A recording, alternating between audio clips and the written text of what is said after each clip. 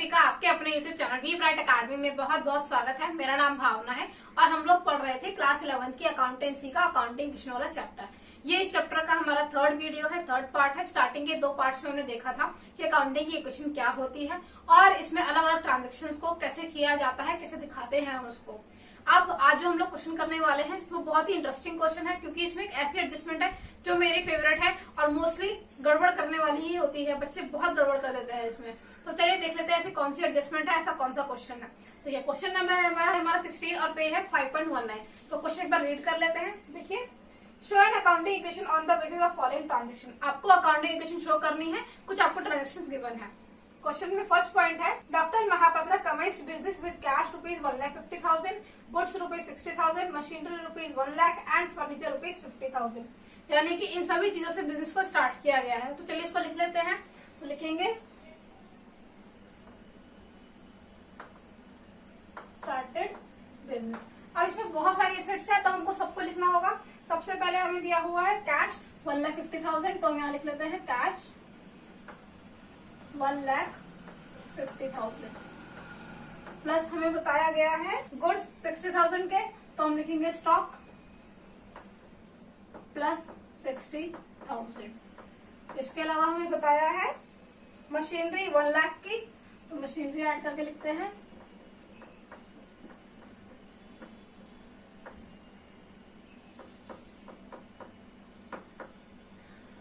और इसमें साथ ही में फर्नीचर 50,000 का लिया है, तो ऐड करेंगे furniture.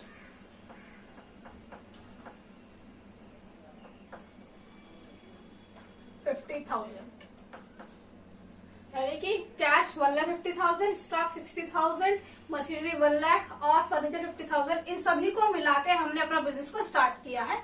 1,50,000 plus 50,000 2 lakh plus 1 lakh 3 lakh plus 60,000 3,60,000 हो गया। तो हम यहाँ पर लिखेंगे इक्वल टू 3,60,000। आप लायबिलिटीज लगे कुछ मत लिखिए, यहाँ पर आप कैपिटल ही रहने दीजिए, ये 0 हो जाएगा। अब इसके बाद जो हमारी नेक्स्ट एडजस्टमेंट है, यही एडजस्टमेंट है जो मेरी बहुत ही फेवरेट है। ऐसी कौन सी है, चले देख लेते हैं। 1/3 of the above goods sold at a profit of ₹10% on cost and half of the payment is received in cash. यानी कि जितने भी आपके गुड्स थे वो 1/3 उसमें से बेच दिए गए, 10% प्रॉफिट पे बेचे और 50% पैसे आपको मिल चुके हैं। तो ये एक अच्छी खासी एडजस्टमेंट वाली एंट्री है हमारी। तो इसको समझने के लिए हम एक वर्किंग नोट बना लेते हैं। देखिए क्या करेंगे हम, अलग से आप लिख लीजिएगा ये वर्किंग नोट। आपके टोटल गुड्स कितने हैं, 60,000 के। देखिए स्टॉक 60,000 का है और इसमें से कितना बेच दिया, 1/3। तो इसका 1/3 करेंगे, सेल किया है 1/3। तो 60,000 का 1/3 कितना होता है, 20,000 रुपीज। यानी कि 20,000 का आपने स्टॉक बेच दिया है, लेकिन क्वेश्चन में बोला है कितने पे बेचा है, 10% प्रॉफिट पे बेचा है। तो ऐड कर देंगे इसमें से प्रॉफिट @ 10%। 20,000 का 10% कितना हुआ, 2,000। तो कितने पे बेचा हमने, 22,000 पे। अब इसके बाद उसने बोला है कि आधे पैसे हमको रिसीव हो गए हैं कैश में और आधे नहीं हुए हैं। इसका मतलब ऑब्वियस सी बात है। तो अब इसके हम 2 पार्ट्स करेंगे। इसका एक जो 50% जाएगा वो हमारा कैश में आएगा और एक जो हमारा 50% जाएगा वो हमारा क्रेडिट में चला जाएगा। तो यानी कि 11,000 हम दिखाएंगे कैश सेल और 11,000 हम दिखाएंगे क्रेडिट की सेल। तो और क्रेडिट की सेल होती है तो हमें डेटर में शो करना पड़ता है। आप इसको दोबारा ध्यान से देखिए कि आपके टोटल स्टॉक था वो था 60,000 रुपीज का, उसमें से सिर्फ 1/3 ही हमने सेल किया। तो 60,000 का 1/3 कितना होता है, 20,000 रुपीज। इसका आपने सेल किया, लेकिन आपने जो सेल किया है वो 10% के प्रॉफिट पे किया है और वो ऑन कॉस्ट का ही प्रॉफिट है। तो ये जो कॉस्ट थी तो थी हमारी जो हमने निकाली थी, तो हमने क्या किया, इसका 10% निकाल दिया। 20,000 का 10% 2,000 रुपीज हो गया। यानी कि हमने टोटल सेल की है 22,000 रुपीज की। अब ये जो 22,000 रुपीज की हमने सेल की है, इसमें से हमें 50% पैसे कैश में मिल गए और बाकी के नहीं मिले हैं। तो जो 50% कैश में मिल गए तो 22,000 का 50% कैश कितना हुआ, 11,000 रुपीज। और जो बाकी 50% नहीं मिला, इसका मतलब हमने क्या किया होगा, उसको क्रेडिट पे सेल कर दिया होगा, उधार पे बेच दिया होगा। तो उधार पे कितना दे दिया हमने, 11,000 रुपीज का। अब इनको हमें नोट डाउन करना है, तो कैसे करेंगे देखिए। लिखते हैं गुड सोल्ड, कैश में आपको 11,000 मिला है तो आप कर दोगे ऐड 11,000 रुपीज। आपका स्टॉक कितना चला गया 20,000 का जो कॉस्ट थी हमारी, तो माइनस कर देंगे 20,000 रुपीज। मशीनरी का कुछ नहीं किया, फर्नीचर का कुछ नहीं किया, तो इसको छोड़ देते हैं एज इट इज। लेकिन हमने 11,000 की क्रेडिट पे सेल की है, इट मीन्स हमारे डेटर्स बन गए, तो हमें वो भी लिखना पड़ेगा। डेटर्स ऐड हो जाएंगे यहाँ पर, प्लस कर देंगे 11,000 का। अब ये जो 2,000 रुपीज का प्रॉफिट है वो हमारा कहाँ चला जाएगा, कैपिटल अकाउंट में, क्योंकि जो भी प्रॉफिट लॉस होता है वो भी हमारा कैपिटल अकाउंट के अंदर ही जाता है। तो हम इसको लिखेंगे इक्वल टू 0 प्लस 2,000। तो ये थी हमारी पूरी ट्रांजेक्शन। इसको ध्यान से देखिएगा, आपने 11,000 कैश में ऐड करना है क्योंकि आपको कैश इतना रिसीव हो गया है। आपको 20,000 स्टॉक में से माइनस करना है क्योंकि इतना ही आपने सेल किया था। आपने 11,000 का क्रेडिट पे सेल किया इसलिए वो यहाँ पर आ गया, और जो आपका प्रॉफिट हुआ 2,000 रुपीज का वो यहाँ पर कैपिटल अकाउंट में आ गया। अब हम इसको टोटल करते हैं, लिखेंगे balance 1,50,000 plus 11,000 1,61,000 plus 40,000 plus 1,00,000 plus 50,000 plus 11,000 equal to 0 plus 3,62,000।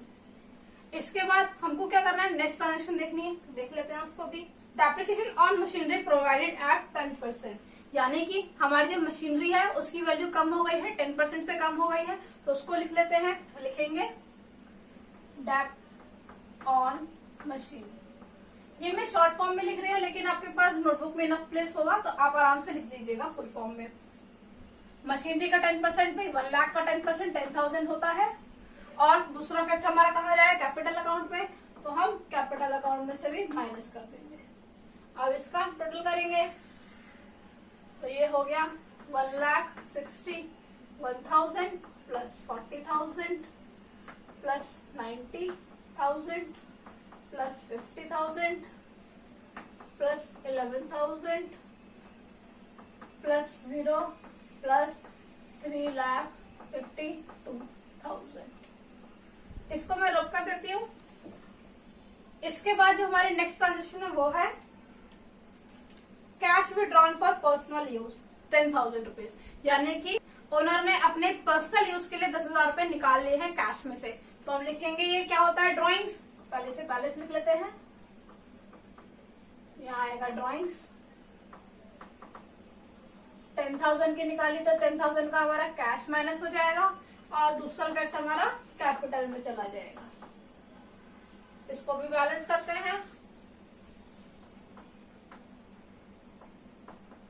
1,51,000 plus 40,000 plus 90,000 plus 50,000 plus 11,000 equal to 0 plus 3,42,000।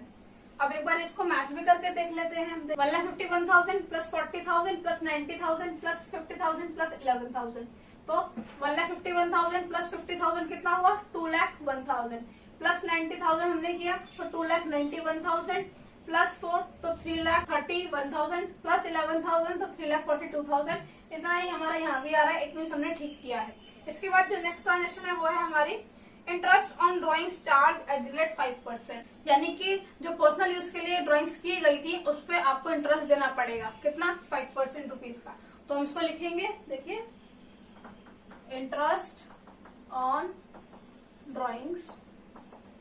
अब इस ट्रांजेक्शन को जरा समझते हैं। देखिए इंटरेस्ट ऑन ड्राइंग का मतलब क्या, कि आपको इंटरेस्ट चार्ज करना है ओनर से, क्योंकि उसने क्या किया, पैसे निकाल लिए। तो ये हमारे बिजनेस के लिए तो इनकम हो गई, तो इसलिए इंटरेस्ट ऑन ड्राइंग जो चार्ज किया जाएगा वो प्लस होगा, और कैपिटल में ही प्लस होगा। क्यों, क्योंकि कैपिटल में हम एडजस्टमेंट करते हैं इस टाइप की।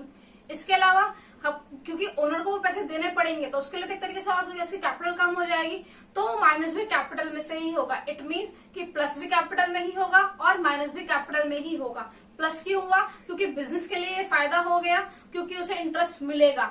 और माइनस क्यों करने वाले हैं हम, क्योंकि कैपिटल उसकी कम हो जाएगी ओनर की, क्योंकि हम उससे इंटरेस्ट ऑन ड्राइंग चार्ज कर रहे हैं। तो उसने कितनी ड्राइंग की, 10,000 रुपीज की उसने ड्राइंग की थी। 10,000 रुपीज का 5% होता है 500 रुपीज।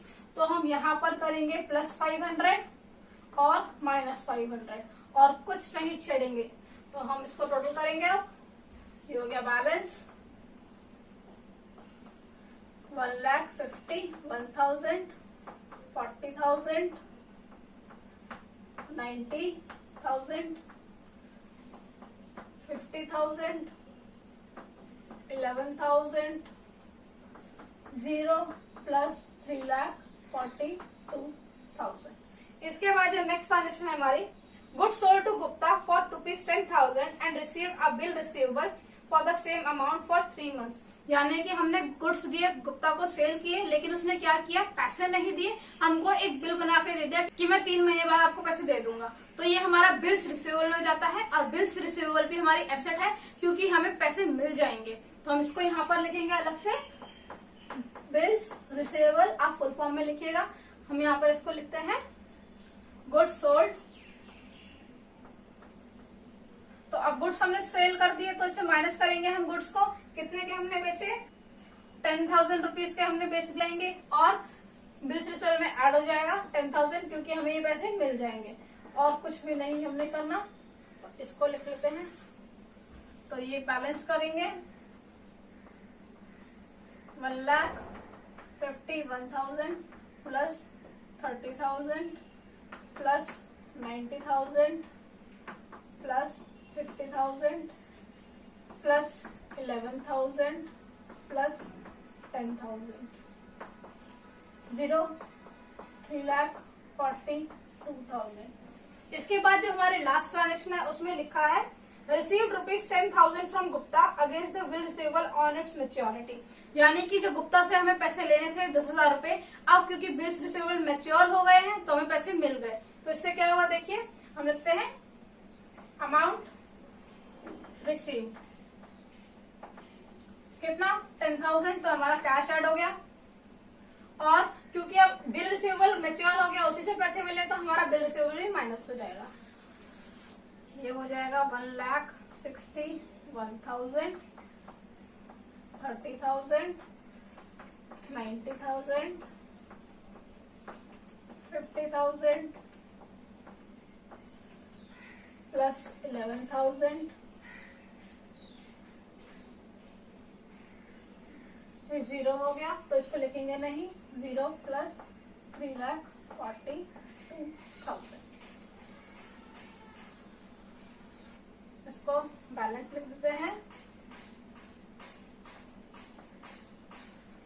तो ये हमारा पूरा क्वेश्चन हो गया। एक बार मैच कर लेते हैं।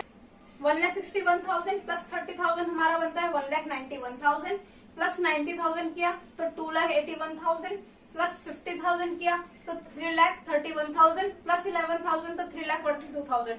और हमारा दूसरी साइड भी यही है। इट मीन हमने क्वेश्चन एकदम ठीक किया है।